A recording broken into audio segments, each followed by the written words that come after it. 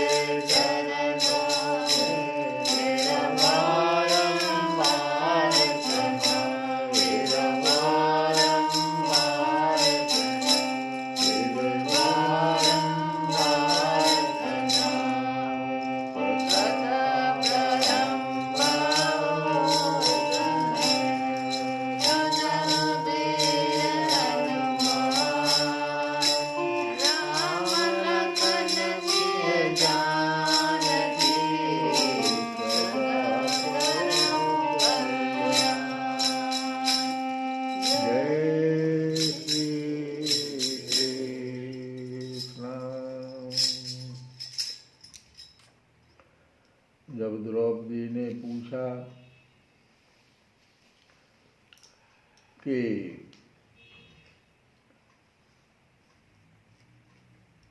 ये आपने क्या कर दिया आर्यपुत्र, आप तो धर्मज्ञ हैं, जिस गुरु वंश की नित्य पूजा और वंदना करनी चाहिए उसी को आपने व्यथा पहुंचा दिया। यह आपके योग्य कार्य नहीं है। ठीक है, मेरे बच्चे मर गए हैं, इस ब्राह्मण पुत्र ने हे आर्य पुत्र, ये गुरु का, मेरे गुरु का, आपके गुरु का ये पुत्र है अश्वत्थामा, इसने मेरे बच्चे को मार दिया। मैं दुखी होकर रो रही हूँ, लेकिन इनकी माता जो पतिव्रता गौतमी है वो न रोए, इसका ख्याल आपको रखना चाहिए। नहीं तो कुपित ब्राह्मण कुल आपके पूरे परिवार को शोकाग्नि में डालकर शीघ्र ही भस्म कर देगा। और शास्त्र भी तो यही कहता है। तो अर्जुन जो है और युधिष्ठिर भी रानी के इन हित भरे श्रेष्ठ वचनों का अभिनंदन किया। साथ ही वहाँ और भी जो लोग थे, नकुल, सहदेव, सात्विकी, स्वयं भगवान श्री कृष्ण भी, और उपस्थित सभी नर नारियों ने द्रौपदी की बात का समर्थन किया। सिर्फ भीमसेन क्रोधित हो गए थे और उन्होंने कहा था कि इसने मेरे सोते हुए बच्चे को मारा है, इसीलिए इसका तो वध ही उत्तम है। तो भगवान कृष्ण ने द्रौपदी और भीमसेन की बात सुनकर और थोड़ा सा हंसते हुए अर्जुन की ओर कुछ इशारा किया। भगवान बोले, पतित ब्राह्मण का भी वध नहीं करना चाहिए और आगताई को मार ही डालना चाहिए। शास्त्रों में ये दोनों बातें तो मैंने ही कही है, इसलिए मेरी दोनों आज्ञाओं का पालन करो, जिससे कि मेरी दोनों आज्ञा का पालन हो जाए, ऐसा करो। तो द्रौपदी की भी बात रह जाएगी और भीमसेन की भी बात रह जाएगी, दोनों तो मेरी ही बात को बोल रहे हैं। तो अर्जुन समझ गया, भगवान के हृदय की बात तुरंत समझ गए और उन्होंने तलवार से अश्वत्थामा के सिर की मणि निकाल ली बालों के साथ। तो बालकों की हत्या करने के कारण वो तो श्रीहीन पहले ही हो गया था, वो मणि और ब्रह्म तेज भी रहित हो गया। और इसके बाद उन्होंने क्या किया, रस्सी का बंधन खोलकर शिविर से उस ब्राह्मण को निकाल दिया। तो दो चीज जो है, मूड़ देना, धन छीन लेना और स्थान से बाहर निकाल देना, यही ब्राह्मण जो अधम ब्राह्मण है, ब्राह्मणाधमों का वध है, इसी को वध करना कहते हैं। तो भगवान की भी बात हो गई और उनके लिए इससे भिन्न शारीरिक वध का विधान नहीं है। तो इस प्रकार से द्रौपदी की भी बात रह गई और भीमसेन भाई साहब की भी बात रह गई। अब सूत जी कहते हैं कि इसके बाद पुत्रों की मृत्यु से द्रौपदी और पांडव सभी शोकातुर हो रहे थे, तो उन्होंने अपने मरे हुए भाई बंधुओं की दाह आदि अंत्येष्टि क्रिया की और पांडव श्री कृष्ण के साथ जलांजलि के इच्छुक मरे हुए स्वजनों का तर्पण करने के लिए स्त्रियों को आगे करके गंगा तट पर गए। तो उस समय भी देखो, स्त्रियां भी जलांजलि के लिए अधिकारी थी। वहाँ उन सब ने मृत बंधुओं को जलदान दिया और उनके गुणों का स्मरण करके बहुत विलाप किया तदंतर भगवान के चरण कमलों की धूलि से पवित्र गंगा जल में पुनः स्नान किया। वहाँ अपने भाइयों के साथ कुरुपति भी थे, महाराज युधिष्ठिर, धृतराष्ट्र पुत्र शोक से व्याकुल, गांधारी, कुंती और द्रौपदी सब बैठकर मरे हुए स्वजनों के लिए शोक करने लगे। तो भगवान श्री कृष्ण ने और धौम्य आदि मुनियों के साथ सबको सांत्वना में दिया और समझाया कि संसार के सभी प्राणी काल के अधीन हैं, मौत से किसी को कोई बचा नहीं सकता। इस प्रकार भगवान श्री कृष्ण ने अजात शत्रु महाराज युधिष्ठिर को उनका वह राज्य जो धूर्तों ने छल से छीन लिया था वापस दिलाया था। द्रौपदी के केशों का स्पर्श करने से जिनकी आयु छीन हो गई थी, उन दुष्ट राजाओं का वध भी करा दिया। तो धर्म की स्थापना भगवान ने कर दिया। साथ ही युधिष्ठिर के द्वारा उत्तम सामग्रियों से तथा पुरोहितों से 3 अश्वमेघ भी कराए और इस प्रकार युधिष्ठिर के पवित्र यश को 100 यज्ञ करने वाले इंद्र के यश की तरह सब ओर फैला दिया। इसके बाद भगवान श्री कृष्ण ने वहाँ से जाने का विचार किया। उन्होंने इसके लिए पांडवों से विदा ली और व्यास आदि ब्राह्मणों का सत्कार किया। उन लोगों ने भी भगवान का बड़ा ही सम्मान किया। तदंतर सात्यकी और उद्धव के साथ द्वारिका जाने के लिए रथ पर सवार हुए।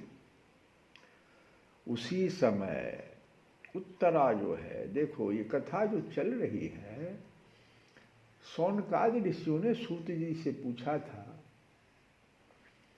कि परीक्षित को इस श्रीमद्भागवत कथा को सुनने की क्या आवश्यकता पड़ गई थी। वो तो बड़ा धर्मज्ञ राजा थे। उसी का उत्तर दे रहे हैं कि क्या स्थिति, क्या वहाँ परिस्थिति पैदा हो गया था। सो देखो,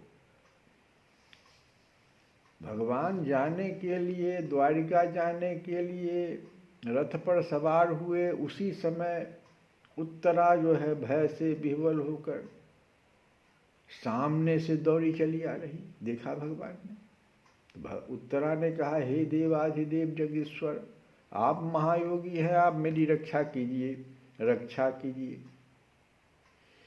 आपके अतिरिक्त इस लोक में मुझे अभय देने वाला और कोई नहीं है, क्योंकि यहाँ सभी परस्पर एक दूसरे की मृत्यु के निमित्त बन रहे हैं। प्रभु आप सर्वशक्तिमान हैं।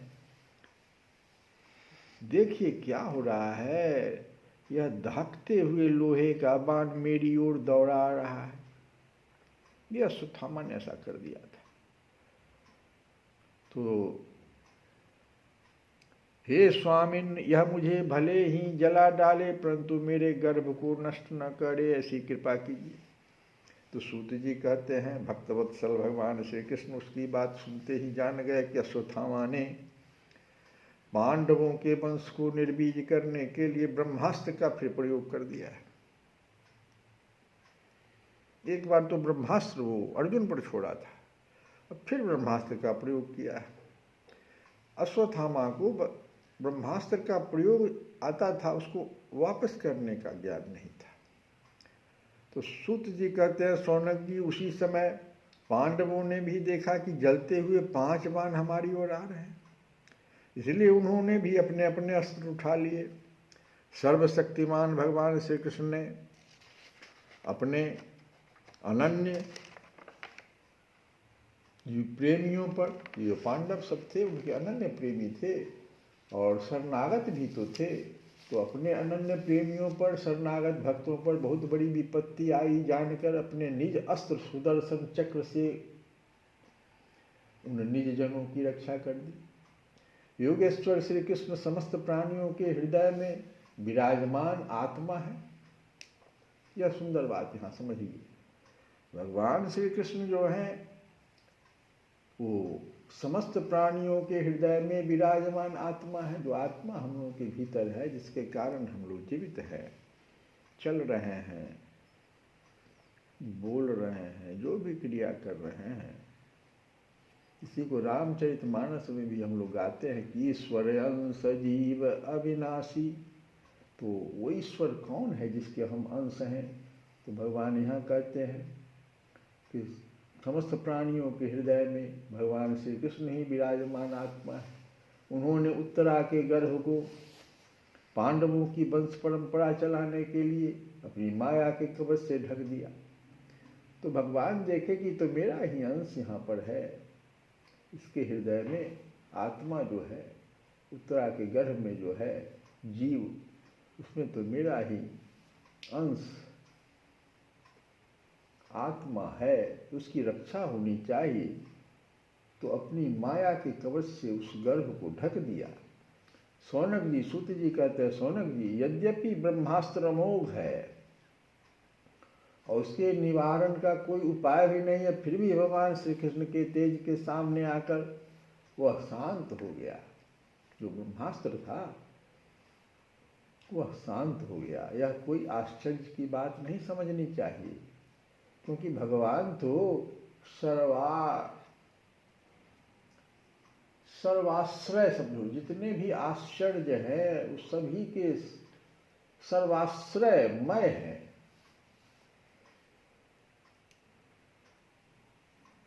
वे ही अपनी निज शक्ति माया से स्वयं अजन्मा होकर भी संसार की सृष्टि, रक्षा और संहार करते हैं। सर्व आश्चर्यमय कहो, जितने भी आश्चर्य है उसके सबसे ऊपर तो भगवान का ही होना चाहिए, इसलिए सर्व आश्चर्यमय भगवान को कहा गया है। अपनी ही निज शक्ति माया से स्वयं अजन्मा होकर भी संसार की सृष्टि, रक्षा और संहार करते हैं। जब भगवान श्री कृष्ण जाने लगे तब ब्रह्मास्त्र की ज्वाला से मुक्त अपने पुत्रों के और द्रौपदी के साथ सती कुंती ने भगवान श्री कृष्ण की स्तुति की। अब इस स्तुति को हम लोग अगले दिन की कथा में गाएंगे। लेकिन यह बात जो है यहाँ पर समझना है हम लोगों को कि भगवान जो है सबकी रक्षा करते हुए, अभी भी जब जाने लगे तब भी एक बार फिर सबकी रक्षा कर दिए। तो बोल हरि हरि हरि बोल। किनका नाम का भजन कीजिए, उसी भगवान के नाम का हम लोग भजन गाते हैं कि बोल हरि बोल, अरे बोल हरि हरि हरि बोल, केशव माधव गोविंद बोल, बोल हरि हरि हरि बोल, केशव माधव गोविंद बोल, केशव माधव गोविंद बोल। नाम प्रभु का है सुखकारी, पाप कटेंगे क्षण में भारी। नाम प्रभु का है सुखकारी, पाप कटेंगे क्षण में भारी। ओ नाम का पीले अमृत घोल,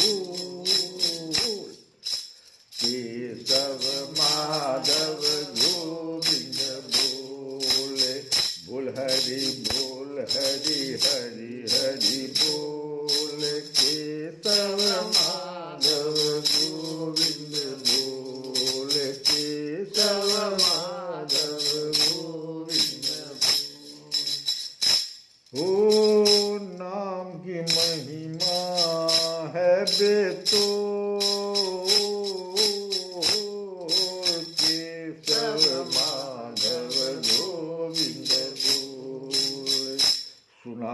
पढ़ावत गणिका तारी।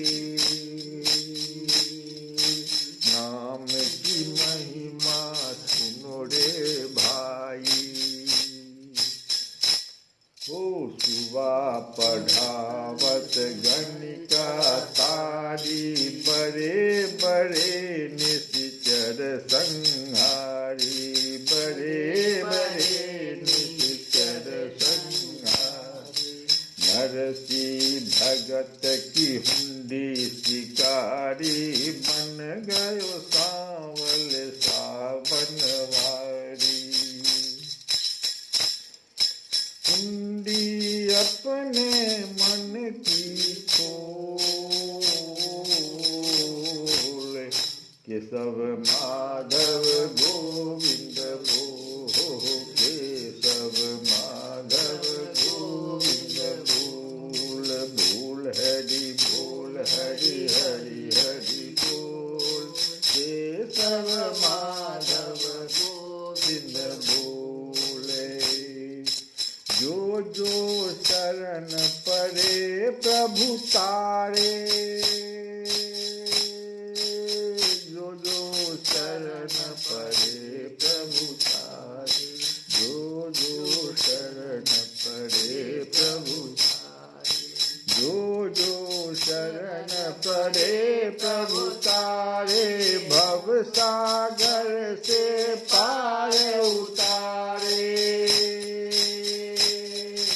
बंदे तेरा क्या लगता है मोल, केशव माधव गोविंद बोल, बोल हरि हरि हरि बोल, केशव माधव गोविंद बोल, केशव माधव गोविंद बोल। श्री कृष्ण गोविंद हरे मुरारे, हे नाथ